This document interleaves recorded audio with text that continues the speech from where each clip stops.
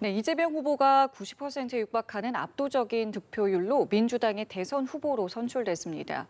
경쟁자였던 김동연, 김경수 후보도 원팀을 강조하고 나섰습니다. 한편 국민의힘은 2차 경선이 오늘까지 이어지는 가운데 각 후보들은 자신이 이재명 후보를 이길 적임자라고 강조하고 있습니다. 네, 관련 내용 포함한 정치권 이슈들 김기흥 국민의힘 대변인, 박창환 장한대 특임 교수와 함께 짚어보겠습니다. 두 분 어서 오십시오. 안녕하세요. 안녕하십니까. 예, 이재명 후보 90%에 가까운 압도적인 득표율로 제21대 대선의 민주당 후보로 최종 선출됐습니다. 어제 있었던 대선 후보 수락 연설을 먼저 듣고 본격적인 대담 시작하겠습니다. 함께 보시죠. 더불어민주당과 국민들께서는 저 이재명에게 압도적인 정권 탈환을 통해 내란과 퇴행의 구시대를 청산하고 국민 주권과 희망의 새로운 시대를 열어가라고 명령하셨습니다. 지금 이 순간부터 이재명은 민주당의 후보이자 내란 종식과 위기 극복, 통합과 국민 행복을 갈망하는 모든 국민의 후보입니다. 더 낮은 자세로 정치의 사명이자 대통령의 제1과제인 국민 통합의 책임을 확실하게 완수하겠습니다. 네, 예상대로 이재명 후보 민주당의 대선 후보가 됐습니다. 그리고 관심을 모았던 득표율은 89.77%였습니다. 정말 압도적인 수치인데요. 결과 어떻게 보셨습니까? 어차피 다 예상이 된 결과 아닙니까? 그렇기 때문에 저희 입장에서는 아무리 그래도 김경수 후보나 김동연 후보가 그래도 두 자리는 좀 받아야 되는 거 아닌가 그런 생각을 했는데 역시나 압도적으로 9대 0이 나왔습니다. 근데 민주당에서는 이거를 굉장히 고무적이라고 생각하신 것 같은데 국민들이 볼 때 이런 표현이 맞는지 모르겠지만 좀 질린다, 좀 너무한 거 아니냐, 저기는 이재명만 있는 거냐 그런 얘기를 하고 있거든요. 근데 어차피 출발 선부터 패와 공정하지 못하지 않았습니까? 23년 동안 이루어졌던 어떤 경선룰을 바꿨죠.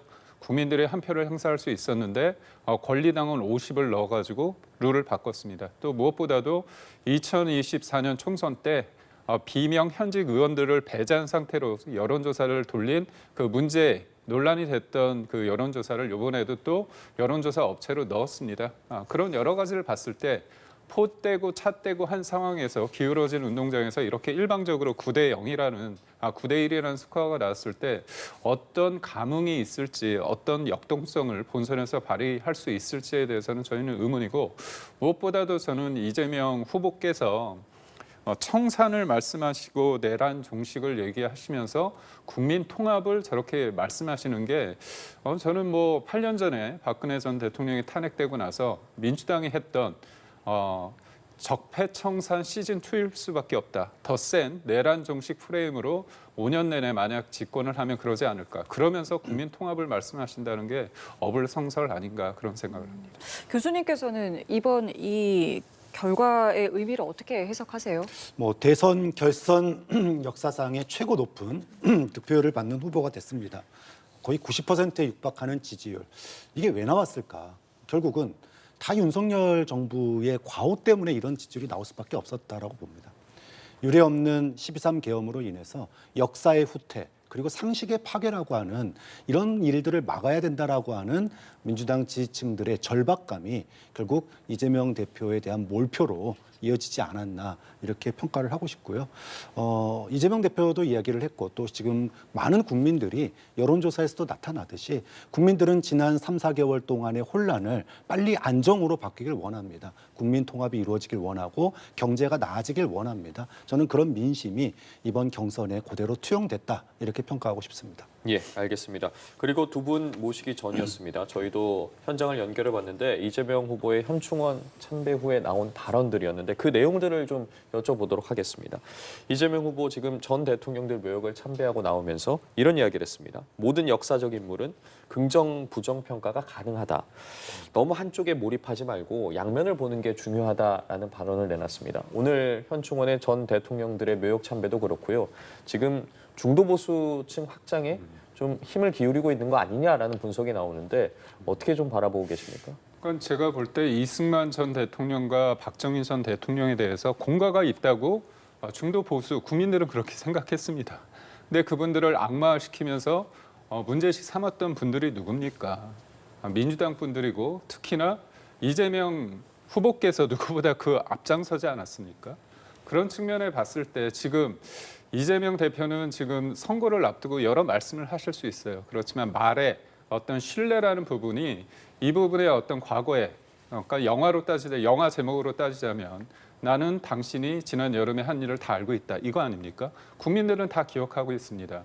그러니까 심지어 정치 보복 안 하신다고 그런 말씀을 경선 내에 했을 때 왜 국민들이 내가 정치 보복 안 한다고 약속까지 하는데 왜 믿지 않을까? 그러니까 거기에 대해서 김동연 후보께서 이렇게 말씀하셨습니다. 자기도 참 안타깝다. 왜 그걸 믿지 못하는지. 근데 그 다음에 하신 말이 신뢰 자산을 쌓아야 된다 그런 얘기를 했습니다. 그러니까 면전에서 당신이 이렇게 어떻게 보면 신뢰할 수 없는 말들을 했기 때문에 약속을 하더라도 국민들이 받아들이지 못하는 거 아닌가 그런 거 아닙니까? 그래서 지금 중도나 국민 통합이나 그런 말씀을 많이 하십니다. 박근혜 전 대통령 관련해서 뭐라고 얘기했습니까? 박근혜 전 대통령 존경한다고 하니까 진짜 존경하는 줄 알더라 그런 얘기 아닙니까? 오늘 이승만 전 대통령, 그다음에 박정희 전 대통령의 묘역에 찾아가서 어떤 생각을 하실지 표를 위해서 가지만 진짜 존경의 마음으로 이분들의 공과에 대해서 생각을 하면서 찬발을 했을지에 대해서는 의문입니다. 예, 알겠습니다. 그리고 그 이후의 발언들을 통해서요. DJP 97년도였죠. 통합의 주역이었던 박태준 전 총리 묘역도 참배했다라고 말을 하면서 통합이라는 부분들을 계속해서 강조를 하고 있거든요. 결국에는 그 방점은 중도보수 확장에 있지 않겠냐라는 부분인데 이제 어쨌든 후보가 되지 않았겠습니까? 앞으로 좀 어떤 행보 보일 거라고 보십니까? 어제 후보 수락 연설에서도 가장 많이 나온 단어가 통합이었습니다. 예. 그리고 오늘 첫 번째 행보도 진영과 이념을 넘어선 현충원 참배였다고 봅니다. 결국은 지난 유례없는 민주주의의 후퇴, 계엄과 내란 사태 이후에 대한민국이 어디로 가야 되느냐. 진영과 이념을 넘어서 국민들이 통합을 해야 되고 그리고 어려운 경제를 갖다가 살려야 된다라고 하는 것은 보수 진보를 떠난 시대의 과제다 이렇게 보고 있고요. 거기에 대해서는 여야 할 것 없이 다 동의를 하는 바라고 봅니다.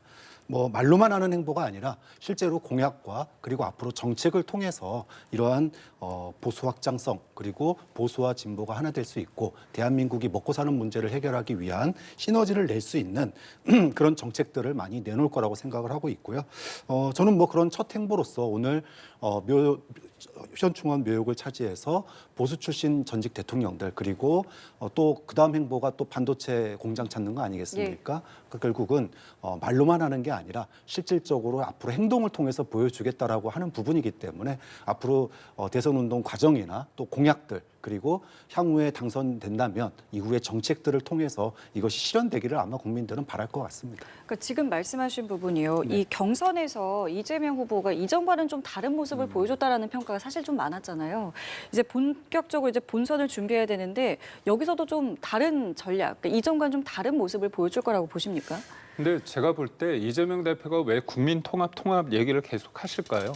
본인이 아는 겁니다. 본인이 이 마을에 어울리지 않기 때문에 끊임없이 이런 프레임을 통해서 내가 통합적이라는 거를 어떻게 보면 계속 강조하는 거죠. 통합적이라고 했을 때 중도 보수의 어떤 느낌을 갖기 위해서 본인이 어떤 말을 예전에 했냐면 중도 프레임에 속지 마세요. 이재명은 중도 코스프레 안 합니다. 이런 말씀도 하셨습니다. 그러니까 저는 이분이 어떤 말이든 할 수 있어요. 이분에 대해서 많은 사람들이 사법 리스크에 대해서 말씀을 하시는데 사법 리스크의 본질이 뭡니까? 법을 어기고 어떻게 보면 국민을 누군가를 속였기 때문에 어떤 사법 리스크가 있는데 큰 틀에서 봤을 때는 그건 신뢰 리스크입니다. 신뢰 자산이 없다는 거예요.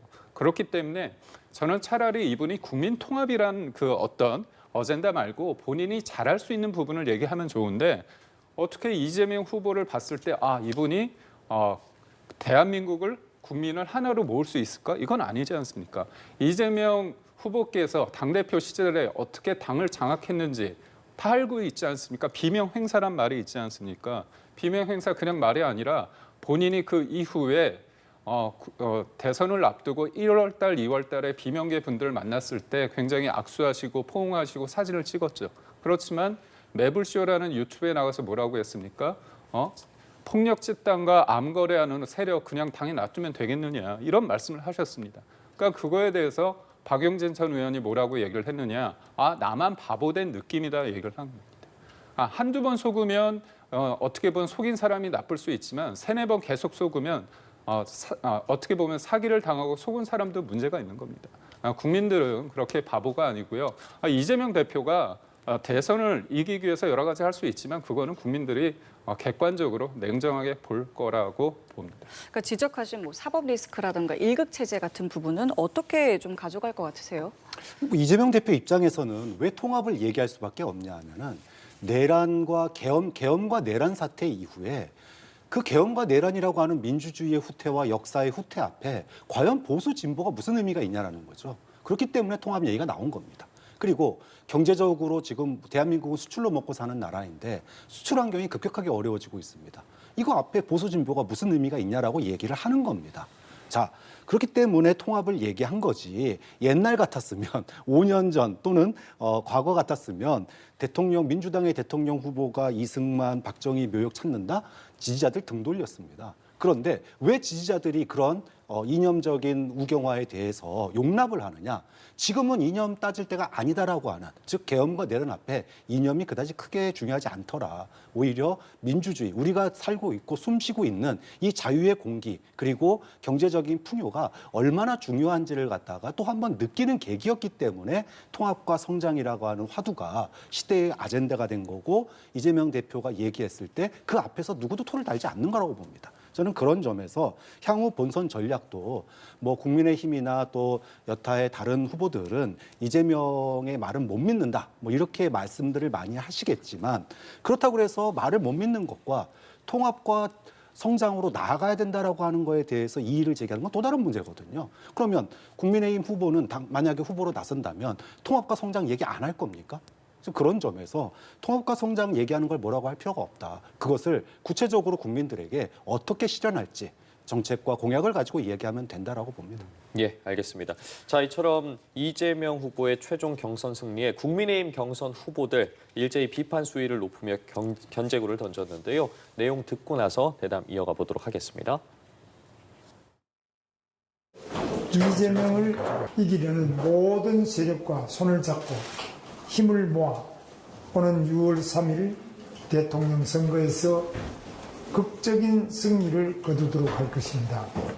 이재명은 나라를 둘로 갈라놓고 무상복지를 빙자해 나라 곳간을 거덜낼 것입니다. 토론 과정에서 제가 가진 힘의 10%만 썼습니다. 제가 이재명을 맞서면 제 힘의 200%를 쏟아 넣을 겁니다. 박살을 내버리겠습니다. 이재명 후보 같은 그 중범죄자가 다스리는 나라가 돼서 되겠습니까? 중범죄자가 대통령이 되려고 하는데 그거 막는데 내가 주력을 내야지. 네, 국민의힘 후보들 저마다의 표현 방식으로 이재명 후보에 대한 비판 수위를 높였습니다. 곳간을 거덜낸다, 박살내겠다 등의 표현을 했는데 지금 어쨌든 2차 경선이 진행 중이지 않겠습니까? 국민의힘 후보들의 이러한 발언은 좀 어떻게 들으셨습니까? 싸우자는 거죠. 거의 호전적인 발언들입니다. 이건 전쟁을 앞둔 그런 소위 결전의 장으로 나가시는 분들의 그런 목소리들을 들었는데 대한민국이 지난 넉 달 동안 국민들은 이런 분열의 목소리가 너무너무 싫었습니다. 이제는 일상으로 돌아가고 싶다. 빨리 안정되고 싶다.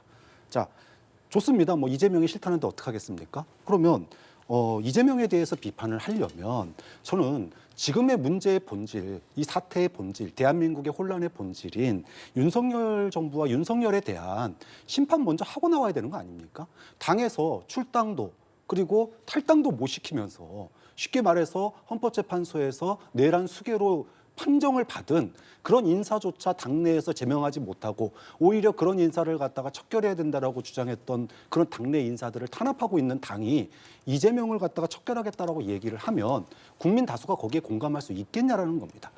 100번 양보해서 이재명 대표가 잘못했다고 하십시다. 그러면 그 전에 자신들 집안 단속부터 하고 윤석열 정부에 대해서 확실하게 선을 긋고 그리고 국민들 앞에 이제 우리가 지난 계엄과 내란 문제를 깨끗하게 해결했으니 이제는 이재명도 심판합시다. 그렇게 얘기하면 아마도 들어주는 사람이 있을지 모르겠습니다. 그런데 윤석열 정부와 윤석열 대통령의 계엄 내란에 대한 어떠한 반발도 못하고 처벌도 못하고 당내에서 징계도 못하면서 나와서 이재명만 공격하면 국민들이 그 진실성을 어떻게 느낄지 그런 점에 있어서 이재명 후보에 대한 반-이재명 전선이 왜 국민들에게 지금 먹히지 않는지를 국민의힘 후보들은 한번 돌이켜 봐야 된다고 봅니다.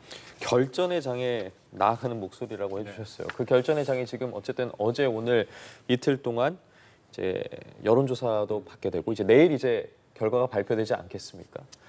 국민의힘 관계자에 따르면 어제 지금 투표율 같은 경우에도 42.13% 굉장히 예상보다 높았다고 하는데 이러한 투표율 같은 경우에도 이번 2차 경선 결과에 좀 영향을 미칠 거라고 보십니까? 앞서서 예. 제가 올 때 교수님 말씀 관련해서 제가 한 말씀 드리자면 예. 대통령이 헌재에서 정치적 책임을 받아서 파면이 됐습니다. 근데 내란 수계로 파면된 게 아닙니다. 형사재판 진행 중이기 때문에 내란 수계라는 말씀은 적절하지 않고요. 하나 드리고 싶은 거는 헌재 결정에 따라서 대통령은 계엄 관련해서 여튼 정치적 책임을 받았습니다. 그런데 민주당의 이재명의 민주당은 어떤 책임을 졌습니까? 30번의 줄탄에 관련해서 어떤 일말의 어떤 반성이나 책임이 있습니까? 줄기각 다 됐잖아요. 그게 사실상 무력 국가기관을 마비시키고 그게 내란입니다. 심지어 본인들이 그랬잖아요. 국무회의 자체를 무력화시키겠다고 얘기를 했습니다.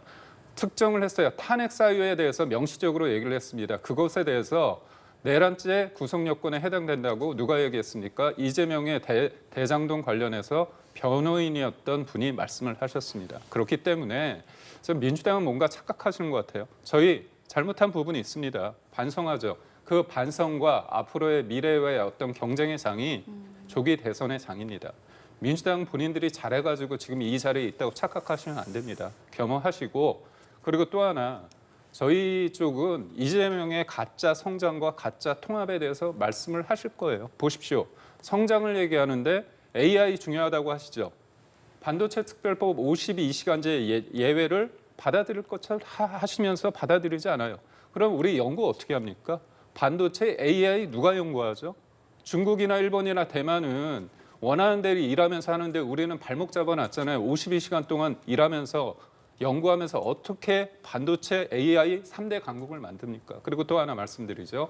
AI에 있어서 가장 중요한 게 뭡니까? 전력입니다. 원자력 중요합니다. 근데 원자력 생태계를 망쳐놓은 게 누굽니까? 문재인 전 대통령이죠. 그리고 이재명 대표 명시적으로 원전 관련해서 어떻게 하느냐? 말은 그래요. 감원전이라고 합니다. 원전을 서서히 줄이겠다는 겁니다. 이게 성장을 얘기하고 통합을 얘기하는데 본인들의 행동은 다 반대로 하고 있어요. 이런 부분에 대해서 저희가 진짜 성장과 진짜 통합이 뭔지를 보여드릴 겁니다. 그래서 저기는 압도적인 1위, 아니 주변 사람들 다 못하게 다 틀어막고서 우리는 지금 경쟁을 하고 있습니다. 경선이기 때문에 거친 표현이 있을 수 있고요. 2명으로 줄이고 최종 확정이 되면 진짜 공약을 통해서 그리고 진짜 미래를 위해서 누가 통합적이고 성장을 얘기할 수 있는지 저희가 분명히 보여줄 수 있습니다. 알겠습니다. 자, 그리고 또 하나 이제 변수라고 한다면 이제 한덕수 대행의 출마일 것이고 경선 주자들 모두 이 단일화에 대해서는 이제 동의한다는 입장으로 이제 조금씩 바뀌고 있는데 다만 이 어떤 단일화 방식에 대해서는 또다시 이제 좀 온도차가 보이고 있는 것 같아요. 지금의 흐름은 어떻게 보고 계십니까?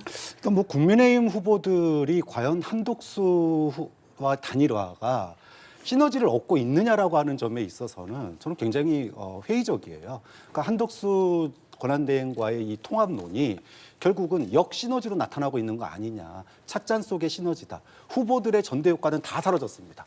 후보들이 8배수에서 4배수 되고 4배수에서 2배수 돼가는데 후보들의 지지율에 전혀 변화가 없어요.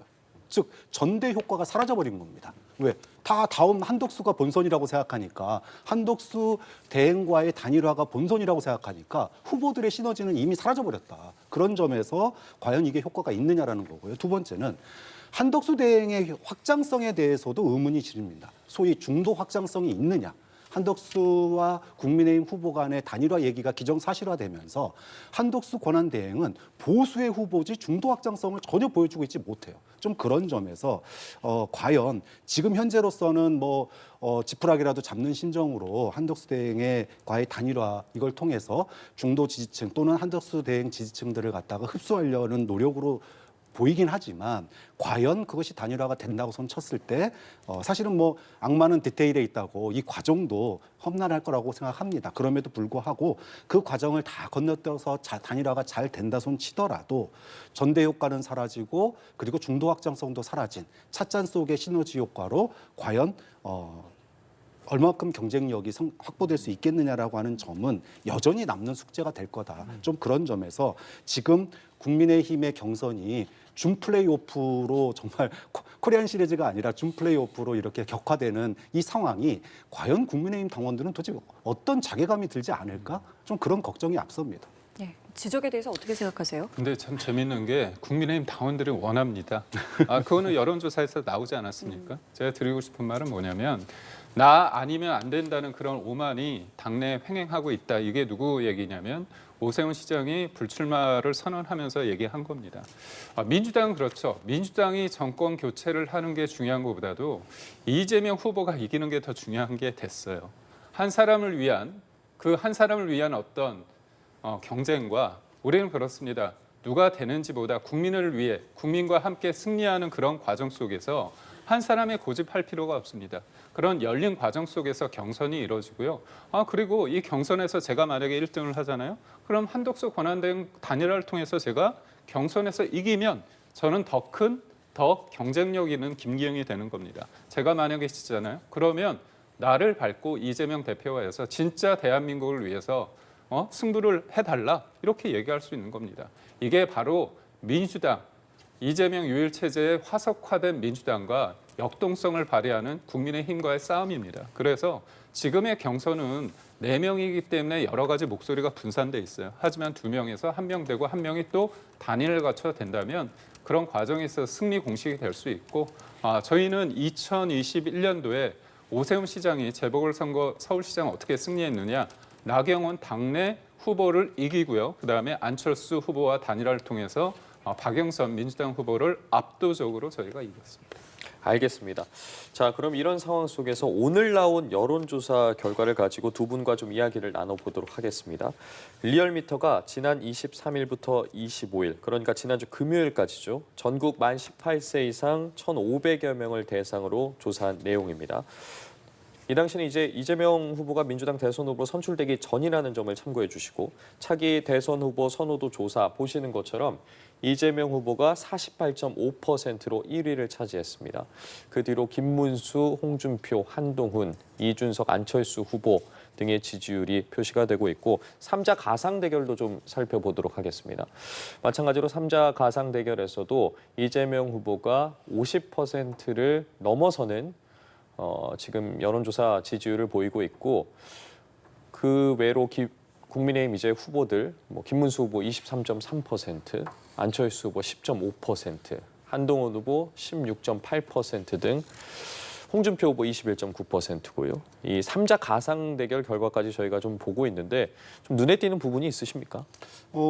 지금 여기에는 안 나오지만 이제 중도층에서의 소위 그 민주당 후보 이재명 후보에 대한 이 확대가 눈에 띄는 변화로 나타나고 있거든요. 최근 한 2주 사이에 좀 그런 점에서 대선의 어떤 대세가 좀 굳어져 가는 거 아니냐. 물론 아직 국민의힘 후보가 최종 확정되지 않았기 때문에 좀 더 지켜봐야 될 부분이 있지만 이런 흐름 자체는 지난 계엄과 내란 그리고 탄핵에 대한 여론조사와 굉장히 비슷한 흐름으로 가고 있습니다. 그렇기 때문에 남은 36일 동안에 커다란 변화가 있기는 좀 어려운 거 아니냐. 그리고 무엇보다도 지금 그 국민의힘 후보들의 역동성이 시너지로 나타나려면 뭔가 과거와 다르다라고 하는 모습을 보여줘야 되는데 말로는 다르다라고 얘기를 하시지만 그 토론회를 한번 보십시오. 과연 정말 다르구나. 그 정말 끊임없는 후보들 간의 그런 비방과 그런 그 뭐랄까요, 네거티브를 네거티브 말씀하시는 공전, 거죠? 예. 공장 이런 걸 보면서 국민들이 과연 미래를 꿈꿀 수 있을까라고 하는 점에 있어서 지금의 경선이 국민의힘의 확장성의 한계를 좀 그대로 보여준다는 측면이 앞으로 국민의힘 후보가 극복해야 될 과제가 아닌가 싶습니다. 말씀해 주신 것처럼 아직 국민의힘 후보는 확정이 되기 전이지 않겠습니까? 네. 그렇다면 결국에는 뭐 어쨌든 후보가 선출이 될 텐데 지금까지 분산돼 있는 이 지지율이라고 해야 될까요? 이런 부분들이 어떻게 좀 통합이 될지도 궁금하고 지금까지 나오는 이 여론조사 지지율에 또 어떻게 바라보고 계시는지도 궁금합니다. 이재명 대표가 후보가 앞서가는 것은 팩트입니다. 하지만 이게 여론조사지 선거 결과는 아니죠. 앞으로 한 달여 정도 남은 기간 어떻게 하느냐의 문제인데 이재명 대표 민주당에서 금기어가 있습니다. 이름 세 글자인데 이회창입니다.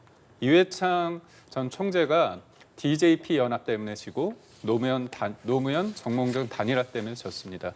둘 다 압도적으로 이길 수 있는 상황입니다. 결국은 누가 오만하느냐, 누가 절박하느냐의 싸움이고요. 그 과정 속에서 국민들이 탄핵의 시간에서의 어떤 그 마음과 조기 대선의 마음이 점점 이제 바뀌고 있습니다. 그렇다면 실제로 나의 삶, 문재인 정부 시즌 2냐 아니면 새로운 어떤 대한민국으로서의 어떤 개헌을 통해서 한 사람을 위해서 호언 세력이냐 아니면 국민과 함께 이번 기회에 8년 전의 잘못, 적폐청산이라는 그 시즌 2를 통해서 진영이 고착화되고 그 안에서 상대를 악마하고 괴멸시키는 그런 어떤 체제가 유지되는 게 좋냐 아니면 개헌을 통해서 뭔가 미래를 꿈꿀 수 있고 상대방을 인정할 수 있는 그런 대한민국이 되느냐의 부분에 대해서 저는 역사적인 어떤 표를 던질 거라고 저는 믿습니다. 알겠습니다. 오늘 두 분 말씀은 여기까지 함께하겠습니다. 지금까지 김기훈 국민의힘 대변인, 박창환 장한대 특임교수와 함께했습니다. 두 분 감사합니다. 맞습니다. 고맙습니다.